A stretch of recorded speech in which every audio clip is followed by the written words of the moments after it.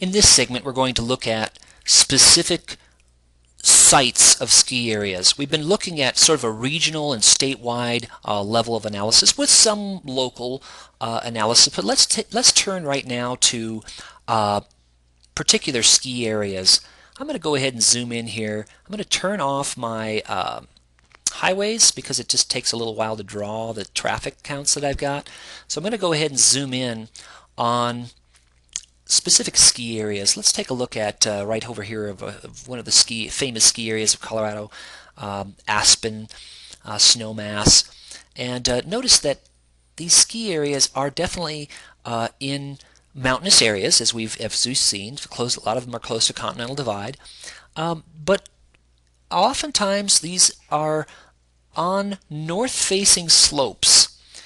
Now, get the students to think about what kind of slope, what direction of slope are best for ski areas. And certainly the first thing that probably comes to mind is that steeper the better. But actually, if you're trying to cater your ski area to a wide variety of skill levels, like mine, for example, I definitely tend to be to the greens and blues, then you want a wide variety of terrain. You don't want the whole thing to be steep, unless you're going to just cater, as Arapahoe Basin and a few others do, to the more advanced ski area, to the more advanced skiers. But so slope, the degree of slope is important.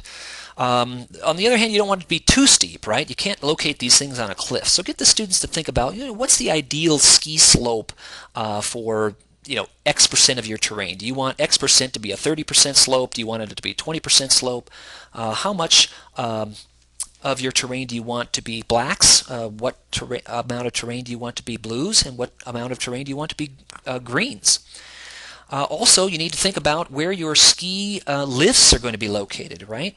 You've got to have certain areas that you're going to be able to plant those poles for the supports for the ski lifts to get those skiers to the top of your mountain. Okay, so these are all important considerations. Another important consideration, though, since ski areas are based on snow, obviously, is where that snow is going to persist longer. Get them to think about the tilt of the Earth's axis. So go back to your discussion on Earth-Sun relationships and how the Earth is tilted on its axis by 23.5 or so degrees. And because of that, we have summer and winter, right? We have spring and fall. We've got seasons. Now get them to think about the angle of sun in the wintertime versus the summertime. In the northern hemisphere, the sun is always a little bit south of straight overhead, correct?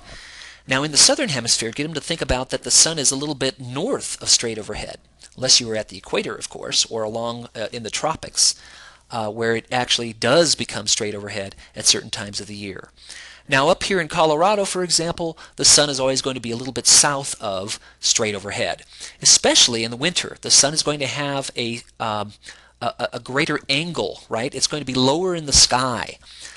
But no matter what time of year that the sun shines in Colorado or in the northern hemisphere, it's going to be shining basically from the south, more so than from the north. And so the angle of slope is going to be affected. Okay?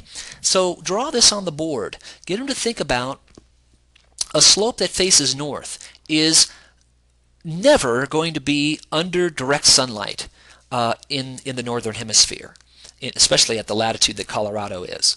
Okay, which is basically from 37 degrees north latitude to 41 degrees north latitude. So the slopes that are going to hold snow longer are going to be the north-facing slopes, just because they, by their very nature, do not receive direct sunlight. Now, with your GIS, test that hypothesis. Are most of these, could you tell that they're on north-facing slopes? Well, Aspen Highlands, Aspen Mountain, Snowmass, they're all on these slopes that face north. And to test that, you might want to turn on your rivers, right? We looked at that earlier. Let's go ahead and bump up the river size, right? What did I do? I just clicked on the line that under rivers, and then I just bumped up the width. Okay, so why am I doing that for rivers? I turn on the rivers because getting the students to think about how these things look in 3 dimensions is important in this example, in this part of our activity. So if these rivers are flowing this way, right? And how do I determine that? Well, zoom out a little bit, turn off your shaded relief for a moment. If these rivers are starting here, they're flowing toward the northwest, right? They can't flow this way and stop, right? Colorado is a high state, right? Rocky Mountain High, right? It's Colorado. So they're flowing downhill from all these high elevations. And so therefore the rivers are flowing down toward the northwest. Okay. Now another way you could do that is you could click on the symbol and you could actually make it an arrow. Ooh, let's do that. Yeah, a blue arrow, how about? Maybe with a black end is fine. Blue arrow with a black tip. Let's go ahead and change that. Okay, well, unfortunately, the way that these rivers were encoded, that doesn't work. That doesn't work very well because some of these rivers were actually digitized onto the computer in reverse order, so they actually point uphill. So let's go ahead and skip that. But the point is that you can get the students to visualize that these rivers are flowing down toward the northwest. Therefore, the ski areas are on these slopes. If this river is flowing north, this is a north-facing slope. Go ahead and turn back on your shaded relief. Now in the next segment, we're going to look at this in 3 dimensions, so it'll be a little clearer. But even in 2 dimensions here, what we want the students to think about is, okay, if I'm going to locate a ski area, it's ideal to be on the north-facing slope.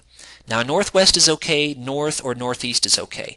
South-facing slope, well, I could do that, but it's going to be in the path of more direct sunlight, just because of the nature of the slope and the way the sun's shining on it in the wintertime. So that it's not going to hold its snow. So between snowstorms, it's going to melt too much, and people aren't going to want to ski on my ski area as much if I'm going to have rocks and stuff showing through and shrubs and things like that. So you want that snowpack to be as high as possible. More about that in the next segment. But thinking about the local terrain for ski areas is another spatial thinking kind of activity that you can use GIS to bring out in a powerful way.